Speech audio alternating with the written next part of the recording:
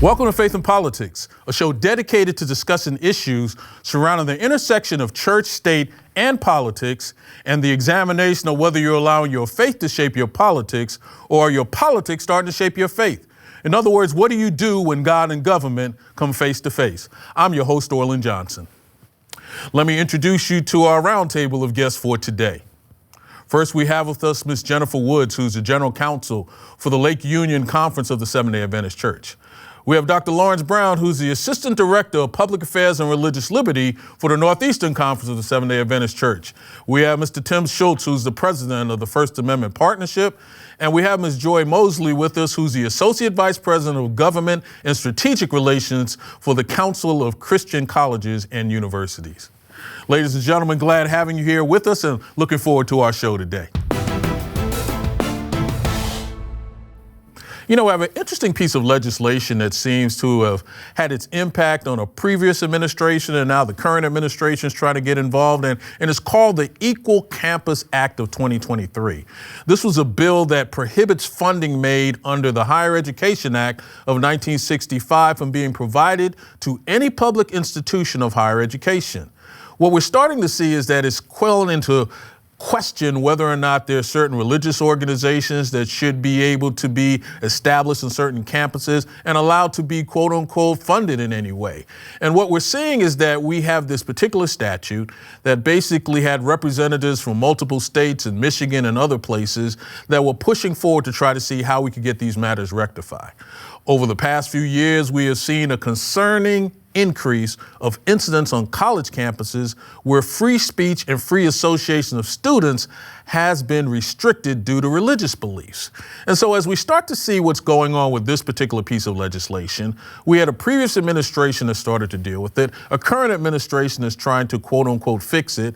So Jennifer, when I take a look at this particular piece of legislation and what it's hoping to do and how it's hoping to deal with incidents on college campuses as it relates to religious organizations, are they getting done what they're hoping for? Are they fixing the problem, or are we just exasperating this issue even more?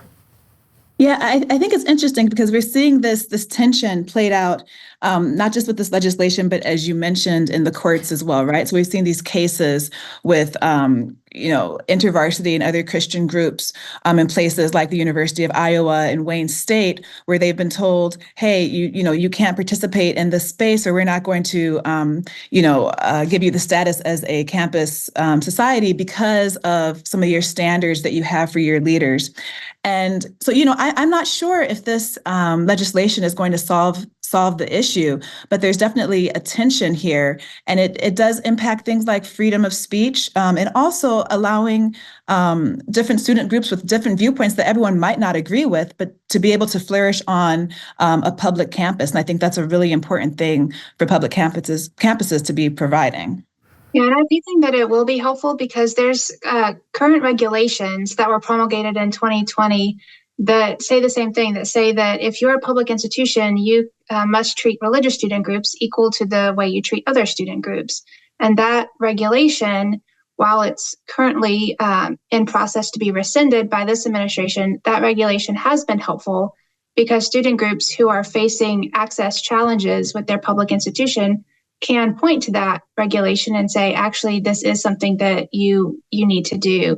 And so without having to go to court, without having to take an antagonistic posture towards their school, these religious groups are able to point to this regulation.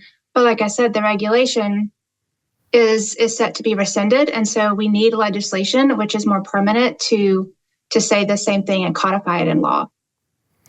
Tim Schultz, when you look at what the Trump administration did in 2020 with this, and now we see that the Biden administration looks like they're kind of coming in and trying to rescind this, particular act that was kind of like took place initially in 2020. Are we just looking at politics at work here, or is there a real issue trying to be fixed? And what's your thoughts on this?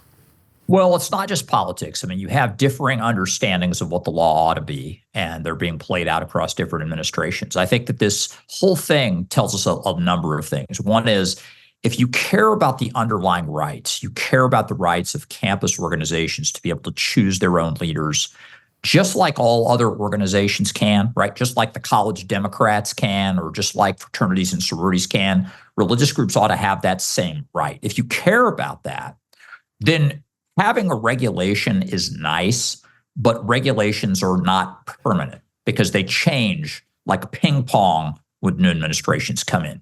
So you want legislation to make it permanent. The problem with that, though, is, Orlin, as you know, even really popular things like the Religious Freedom Restoration Act, which in 1993 passed almost unanimously, almost certainly would not pass today in this Congress. So if that wouldn't pass, a law like this probably isn't all that strong of a candidate to pass either. Now, I give you all this bad news. The good news is that 18 states have now passed laws like this, and 17 of them have happened just in the last decade, in the lifespan of this is a big part of the work of my organization, the First Amendment Partnership. And I think we're going to get up to a place where more than half of the states protect these rights. And then I think the U.S. Supreme Court is likely to look at its past jurisprudence in this area, especially in the notorious and I think wrongly decided case, Christian Legal Society versus Martinez. And it is likely to say that this is a constitutional right that these student groups have. So I think this is likely to end well, but it's going to be a little bit of a bumpy ride. Well, I hope it ends well. But here's the concern that I have. Call me crazy, but to me, there are some things that just on their face make sense. And because they make sense on its face, it shouldn't have to go through all these changes. And so the fact that something like this, that would essentially ensure balanced, equal access for anybody.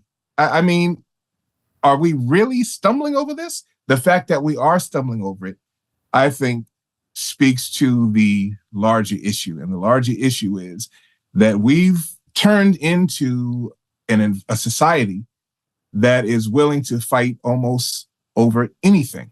And this makes no sense. I am many things. I'm a pastor, evangelist. I have deeply held beliefs about certain things. But guess what?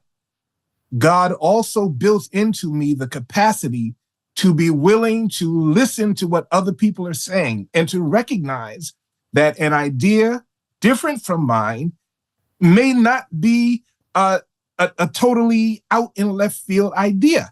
Yes, you can be passionate about what you believe, but the fact that we don't have the ability to also be willing to engage others and to listen to what others have to say, the failure to develop that capacity really mitigates against who we are as a country. Because at the end of the day, those conversations make us stronger, they make us wiser, and they give us greater insight into how we can move forward together as a country.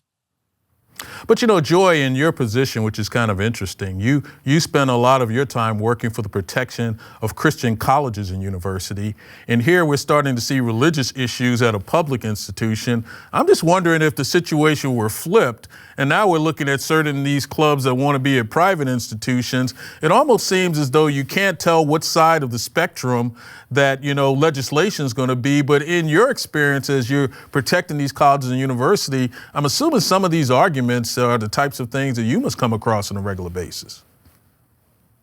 Sure. I mean, I represent Christian colleges all across the country and the world, and Christian colleges do have, sincerely held religious beliefs around things that may be countercultural, and we have the right to live out that mission thoroughly and explicitly in all sorts of areas, including hiring, including student clubs like you're talking about. And there's been some cases, the yeshiva comes to mind, where students have wanted to create a club that would be counter to the school's religious beliefs and missions, and the school as a religious organization is able to live out its mission in its processes and organizations.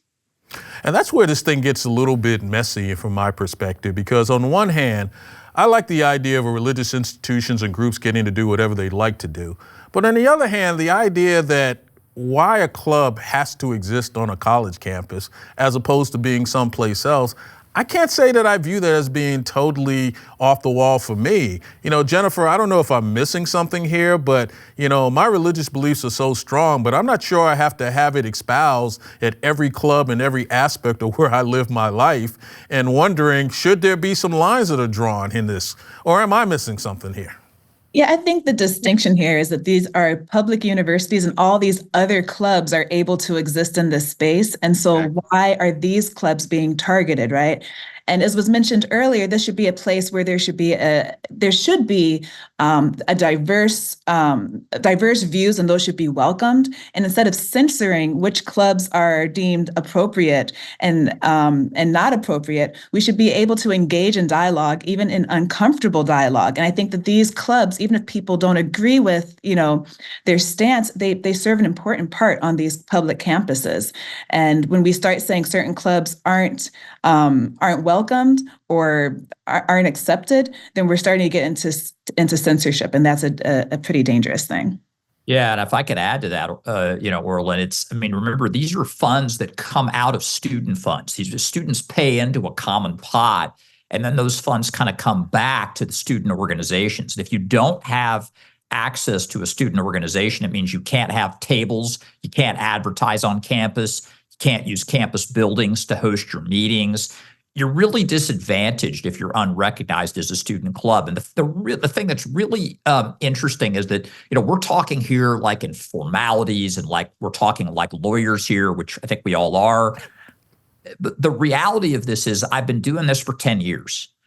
There have been hundreds of cases like this around the country in public universities in those 10 years. There are thousands of student organizations, right?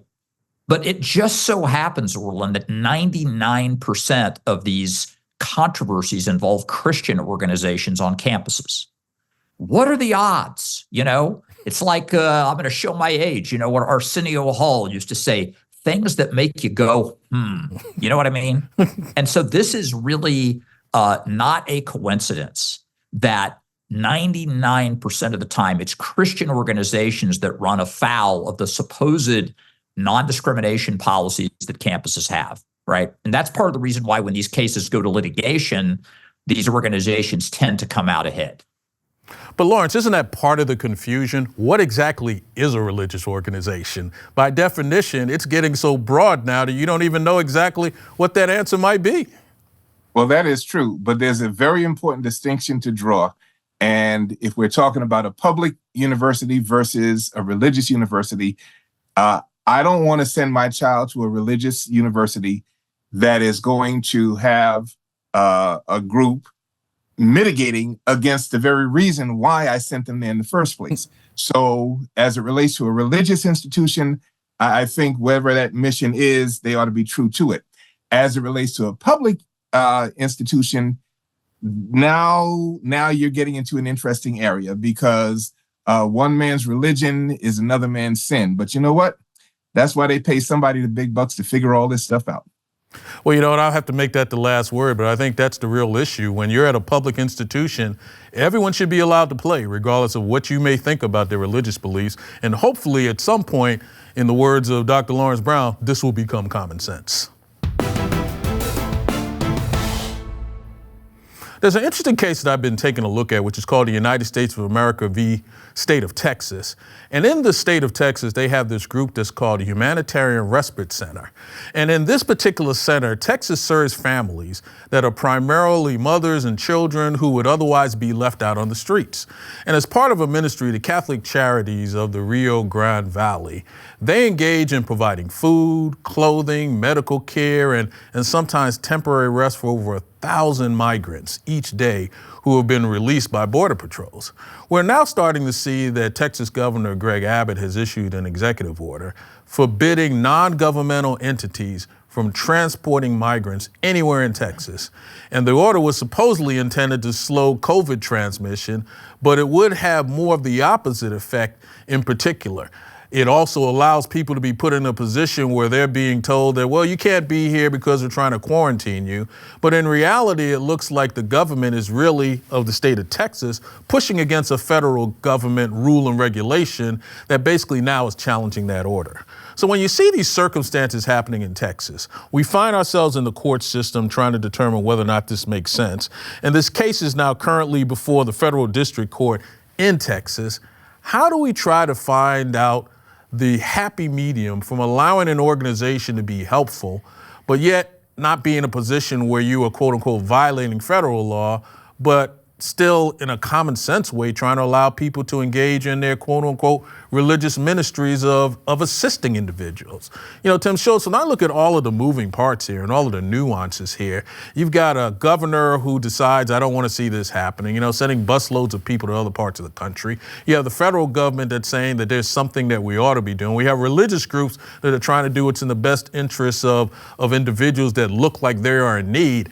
How do we get this all in line so that we're able to properly either follow the law and assist our fellow man at the same time?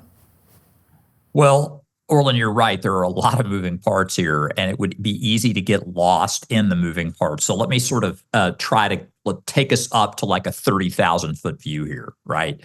Regardless of what your opinion about optimal immigration policy, whatever that is, we do have laws that are on the books, right?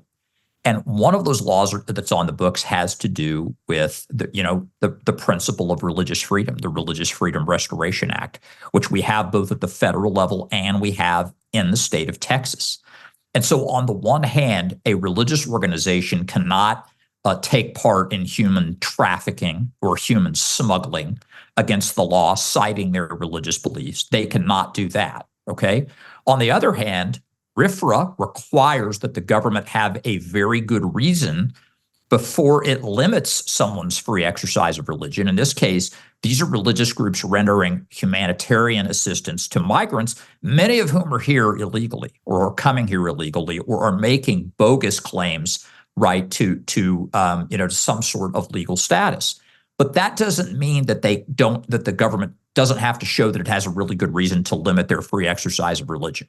This is a case that I think stands for the proposition that lots of people think that religious freedom is coded as a kind of conservative issue, as a right-wing issue. But if you really support religious freedom, and I'll have to say the Seventh-day Adventist Church does that as well as any religious group in the country in a bipartisan way, but it means that you're sometimes going to gore oxes on both the left and the right. In this case, supporting religious freedom probably means that conservative political interests are going to be unhappy with you. And to me, that's what religious freedom is. It's like the First Amendment itself. It's going to irritate people on all sides of the spectrum, and that's appropriately so. Well, what I find, really interesting about this case is that you have three really controversial issues at play, right? So from, the federal government's perspective, it's dealing with the immigration system, right? And then being able to run an effective immigration system, which they say requires the help of these NGOs to help with transportation. From the state side, they're making the argument, or the claim at least, that this is a public health issue that really concerns the state. And then you have this, Catholic Charities, which says, hey, no, this is a religious liberty issue because this is part of our ministry. And I agree, Tim, that, under RFRA and under looking at, the religious freedoms, we have to be very careful to make sure that, the state has a compelling reason before they impede this religious organization from doing their ministry and doing their work. When I take a look at all of this activity that's going on, it seems to me that we're trying to figure out, how do I make all of these moving parts come together? How am I allowing religious groups to be able to engage in their ministry? But sometimes your ministry seems to violate the law. But some ministries believe that the violation of the law sometimes is what their ministry requires. And how do you kind of juxtapose both of those? Well, here's the problem. It seems like too often politics gets in the way of good government. And let's face it, with an issue like this, you have individuals who have decided that a hot button issue trumps everything else. And so wanting to secure the border, wanting to control the border has driven different folks to make some radical decisions in an effort to further that desired outcome. But people always love to ask the question, what would Jesus do? And I don't think they really want an answer to that question, because in too many instances, what he's interested in, the overarching principle, the thing that's most important, often runs counter to the desired political outcome. And so folks love to drape themselves in, evangelical garb or whatever the case may be. But at the end of the day, what we really need to be asking ourselves is, what kind of outcomes are we really going for here? And I'm not sitting here arguing that things always work at cross purposes, but what I'm simply saying is that we've gotten so drunk on desired political outcomes that we are willing to sacrifice some very noble principles just because our myopic fixation on speaking to the base and making sure the folks know that we're towing the line and saying all the right talking points, it has moved off the table, out of the room, sometime out of the house, sometime out of the state, a desire to also ask the question, are we losing our humanity here? And that's an unfortunate outcome of where we are politically right now as a nation. Well, Joy, this kind of seems like this is the real question, where we are from a nation's perspective and where we look at the First Amendment rights, but we find ourselves kind of entrenched in this tension between, are we really trying to shroud our religious issues in quote unquote other issues? Here we're talking about COVID, but in reality, it appears as though there are bigger issues really. And somebody's got to figure out who has to be on what side. And I don't even know if I like the idea of the courts making that call or even me making that call, but somebody seems like has to make that call. Yeah, what we're talking about here would be, Catholic Charities wants to take people to their children to get tutored at a local church, or an English language learning program, or a ministry opportunity, or a health appointment. These are basic things that Catholic Charities does as an extension of their faith. They're called to care for the vulnerable, and that's scriptural, and they're living that out in tangible ways that should be protected. And it's not a to go back to what Pastor Brown was talking about. This is humanity, like being able to tangibly solve tangible issues about learning and health and your court appointments. And these are basic things that Catholic Charities should be allowed to do. This is not, like Tim said, this is not human smuggling. This is not trafficking. This is basic necessities. But Jennifer, one of the interesting things is you have groups like Catholic Charities, and what we've noticed in some other aspects of their work, if you push them too hard to get away from what their religious beliefs are, they'll just tap out. They'll say, all right, we're out. We're not doing this anymore. We've got specific ways that we operate. We saw some of that when we were dealing with, foster children and adoption, and they were saying, we're not going to place people in certain households because they're contrary to our religious beliefs. And if you're going to push us to do so, we're out. So what ends up happening is you start losing these great organizations that have been focused in these areas for years. And now you've got a segment of society that now becomes almost destitute because the group that was doing a lot of this work before has been pushed to the brink of their own religious convictions that they can no longer be a part of it. And it seems like society gets hurt in the long run sometimes.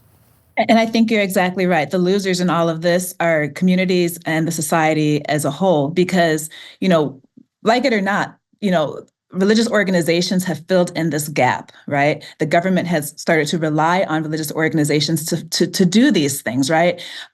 Whether it's Catholic Charities and helping to transport migrants, or, foster services or adoption services. A lot of these things are done by religious organizations. Yep. And once you start putting all these restrictions on them and they decide, hey, listen, you know, the burden we have to do to comply with these things, or the fact that you're impeding or trying to tell us how to do our ministry, we just don't want to take part of this anymore.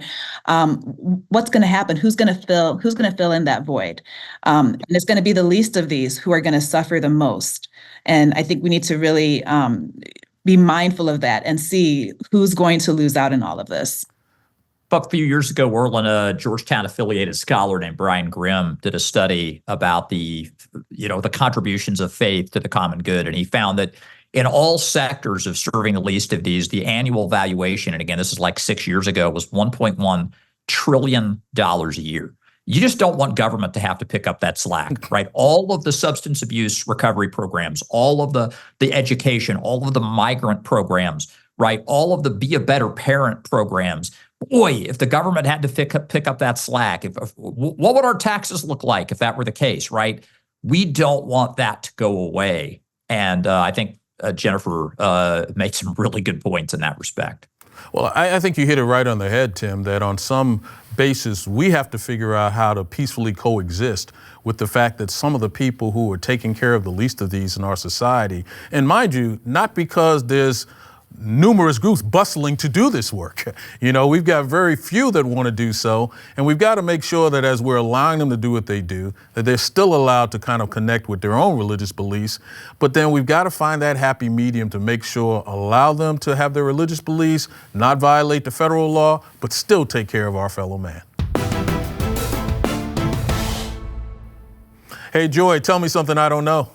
Well, Orlin, the landscape in the higher education advocacy world right now has some skepticism about the value of higher education. And there are some folks who think that it's more limited to money and finances and how much debt and do you get a good job? And we argue that it's much broader than that. But even with that skepticism, did you know that 96% of the current congressional leaders have, or all congressional members have college degrees? So while some of them are openly questioning the value of higher education, they've actually directly benefited from it. Unbelievable. Tim Schultz, tell me something I don't know. Religiosity increases with education levels in the United States. It's a myth that the rise of the so-called religious nuns is happening among higher educated. It's happening among lower educated people. And this is really a myth in society. And it's really been best unpacked by the scholar, Dr. Ryan Burge. Follow him on Twitter for insights like this, because this is really a myth that needs to die. Wow. Jennifer, tell me something I don't know. Sure. Well, did you know that almost 1 in 4 Americans say that they have either switched denominations or even faith traditions completely, and that percentage is continuing to grow? Wow. Not surprised. Lawrence, tell me something I don't know. Did you know that while we are here fighting about what clubs we will and will not allow on campus, there are parts of the world where the parents won't even send their children to school because the breakdown in society has gotten so bad that sending your child to school means they run the risk of being kidnapped by some of these terror groups that are out there. And so whole swaths of demographics have children growing up without the benefit of formal education. Wow, that's incredible. Ladies and gentlemen, thank you for being here with us and appreciate the conversation that we've had today. And thank you again for being here with us. Hope you enjoyed our conversation. Just remember, if it's about God and government, it's faith and politics. See you next time.